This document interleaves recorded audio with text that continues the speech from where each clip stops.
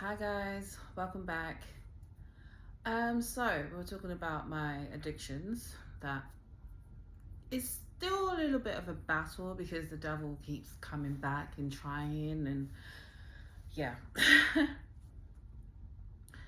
So another thing I found out, and this is something that I found out quite recently, and I should have known because all the signs were there. I just didn't take it in because I hadn't become one with the Holy Spirit as yet. I found out that my mum, and I don't know if any of her other people that she was working with was doing this as well, but they were going behind my back to convince people to not talk to me or to work with her against me. I have one example that I know of for sure. In all this time as well, me and my sister's relationship had got ruined because that was her intention. This is a woman that's never had a really good relationship with anyone in her family. Mainly her friends she had a good relationship with, and that's because she can keep a fake persona with them. But family is hard. They've known you for a long time, and you normally come out of your true self when you are around your family. So where am I going with this? So yes, she managed to come between me and my sister, and my sister started going behind my back and telling family members that I was insane, crazy, and God knows what else, because I heard from a few people, 3 people in particular. They'll be like, your sister, no, she's not good.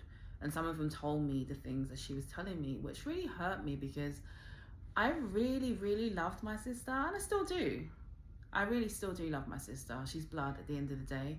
And I waited a long time to have a sister, and I got a sister, and I will never hate her because I still have good memories and I still love her intensely, actually. And that's something that my mum tried to use as well. She knows what I love, she knows what I treasure, and she tries to destroy me with that. And that's what she did. She manipulated my sister, and it worked eventually. She also manipulated my kid's dad behind my back, and that worked eventually. I think she had come up against some resistance with some with some members of my family, where they're the ones that truly knew me. So to believe her would have been hard when they know her and they know me. So you can't just make up stories and people believe it. But I did have occasions with family members where they were quite mean, like their words were quite harsh, what I'd hear them say behind my back, or heard people tell me what they said behind my back, and I'd separate from them. And I think that was definitely the intention, which is fine because I don't really need people in my life that wants to believe what someone is saying instead of finding out for themselves. I don't really have time for that. At the time in my life that I was going through everything, I needed support. I didn't need negative energy, so I really did release a lot of that by just disassociating myself from certain people, certain family members that to me didn't bring any fruits into my life.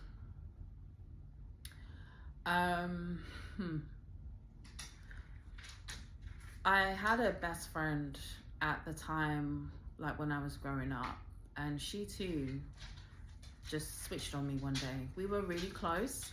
I would say she was like a sister. I loved her, and I know that she loved me, and we were like ride or die for each other. But our relationship started to change. She started to like go against me, say like little sneaky, horrible words, you know, and you just catch it and you just think, oh wow, why are you behaving like that? So I disassociated myself from that relationship, because what doesn't heal me or help me anymore, I don't have time for it. I really don't. This is how I've been like for the last couple of years. I'm very cutthroat. If you're not bringing positivity into my life or making me feel great, not saying that that's how people are supposed to be. They're supposed to be there to be your, I don't know, companion in life. In the point of, when I say companion, I mean they're supposed to help you. They're supposed to, I don't know, just have your back. So if you're not doing that and I'm seeing you be really malicious to me, it's time for me to go. And I had to do that in the end. I found out after this young lady had died that she switched sides. I don't know if she'd always been doing these things. When I say these things, I mean evil things towards me. I didn't even know it was happening. Or if my mum completely swayed her.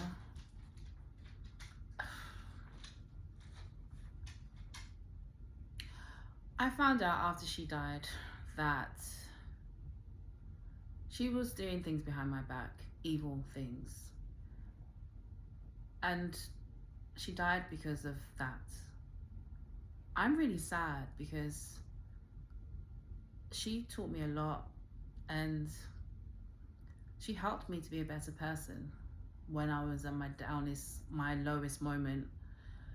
And to find that out really hurt me. But God was showing me that all this time, this is what this woman was doing behind my back, manipulating my friends to turn against me. And I saw it. And that's part of the reason why I did end my relationship with her, because she saw the things that I went through with my mum and she was just upset for me, which you should be because she's my closest friend. And then at one stage I saw her, my mum had like a barbecue and she was in my mum's room and my mum was giving her items like shoes, because this girl likes nice things and so does my mum. But before that, she didn't like my mum and my mum didn't like her. Sorry, my dog is in the background as you've seen. They didn't like each other. And then for me to see them sitting in the bedroom laughing and giggling together, I was very suspicious considering what I was going through with my mum. But at this point, I didn't even know about the witchcraft. But I did find it strange that my mum was sitting with this girl after she said all these horrible things about her. She called her trash, basically. And my friend didn't like my mom because of how she made me feel. And it was just like, whoa, what's happening here? I just brushed it off, didn't think anything of it. But now, like, probably, what is this? 20 years later, God's made me realize that this girl was working with my mom. And now I can look back and see, yes, the things that I was going through and the things that she was saying at the time was trying to manipulate my mind. But that's why I dropped her, because I could see it. The Holy Spirit hadn't fully worked in me, but I could see that this girl was no longer on my side. If anything, she was very much against me, and a lot of jealousy was coming in, and I didn't like it. So I had to just leave it, because me having negative energy around me makes me down and depressed, and I don't like that feeling. So I get rid of things that instantly hurt my feelings. And then we have another scenario where another friend died. And this guy, I could honestly say to you that I thought we were meant to be, but it just never worked out. And I now know why, because he was obviously for the other side all along. Don't know if he'd always been like that, because I knew him from when I was 13. So at some point he got swayed. Or maybe his family was already like that and he was targeting me. So he died and I mourned his death. I was very, very sad. And then God made me realize again that he too was for the other side. Strange things happened around this guy that actually made me not associate myself with him anymore. Things like, I remember being at his house one time because we'd had an on and off relationship for a long time, and I decided that it just wasn't working, and he'd had too much of my time and it wasn't going anywhere. I wanted a relationship, he just wanted us to be a link up, which to me, I didn't want that. At first it was fine because I just broke up with my kid's dad and I didn't want anything serious, but then I started to get feelings for him and it became very emotional, and I felt like it was the same on his side, but I don't know 100% right now. But I remember going to his house because we'd stayed friends, but there was just no sex involved at all. And I took a bottle of vodka around and we were just chilling and listening to music and stuff like that. And I passed out, which I don't know how, but I passed out. I shouldn't have passed out with the amount that I drank. It wasn't that much, but I passed out. I woke up in the morning and it was fine because he's a friend. I didn't mind. I didn't feel like I wasn't safe. But when I woke up, I smelled the smell of doo-doo in the room, which didn't make any sense to me. And I put my head out the window and I couldn't smell any manure or anything like that. So it's like, why does your room smell like doo-doo? And I started being really suspicious. And he just kept stringing me along. Like, we weren't together, but he kept saying like, oh, you were the one, and making me feel like it could be possible that we could get together. And it was just, I was strung along for a while. I'm gonna be honest with you guys, I probably got strung along by him for 7 years. Because I liked him, he was a friend, and I didn't want anything serious, and then I just wanted to be with just one person, so I ended up seeing him for a long time.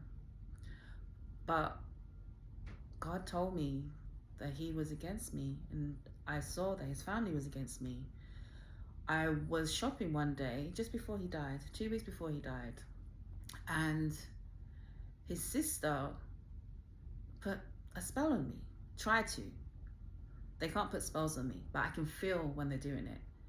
And I was just like, oh, ooh. But before I saw her, I had a dream about this young man, and I dreamt that he was in a room by himself and he was half naked. And I remember saying to him, like, why are you in this room half naked? What's wrong with you? We don't sleep with each other anymore. And he was just like, I'm waiting for you. And I had 2 dreams about him. And then when I saw his sister do witchcraft, in my mind I was like, oh my gosh, is she doing something to him? So I tried to call him, but we just couldn't connect with each other. And then he died. And I was devastated. I thought like, actually I didn't think. God was trying to tell me that I needed to explain to him who God was so I could save him. And I really do feel like his blood is on my hand because I didn't take it serious, and I didn't recognize the signs, and I didn't understand what was my part to play in his life. And I wasn't strong enough to think that I can just start talking about God, Yahuwah, to him. So I left it, but I knew I had to after I saw his sister, and the urgency of it meant that, yeah, I have to speak to him. I don't know why. And I'm asking God, like, what is it about this that I need to do? And I wasn't hearing clearly what I needed to do to help him. So he died. And then God revealed to me later that I was supposed to preach to him. And I felt really bad, and I still do. But he too turned on me. And it was so funny that when he died, I started thinking about my ex-best friend. For some reason, her name just kept coming up in my spirit, and I kept feeling like I need to speak to her, especially because I'd lost a close friend. I thought, life is too short. Maybe I'm being really petty. Maybe I should get in contact with her again. But it wasn't that. It was just that she was about to die too, and God was nudging me. But again, I'm still trying to come into terms with the gifts that I have and the understanding. I didn't ask the right questions from God to get the right answers, so I never understood it until now. And He just told me. It wasn't like I even asked the question. He showed me and told me this is what you was meant to do. And yeah, so she's been going behind my back, recruiting people, or just telling them to leave me alone, just so I can have a sad, boring life by myself. But it doesn't hurt me, because I sometimes see it as just God removing things that aren't going to help me on my journey to becoming closer to Him. And if you are meant to be, then you'll see past that and come and find me. Or tell me that someone is trying to manipulate people behind my back. So yeah, that's another thing that I learned. So we will be back with another lesson that I learned on this journey.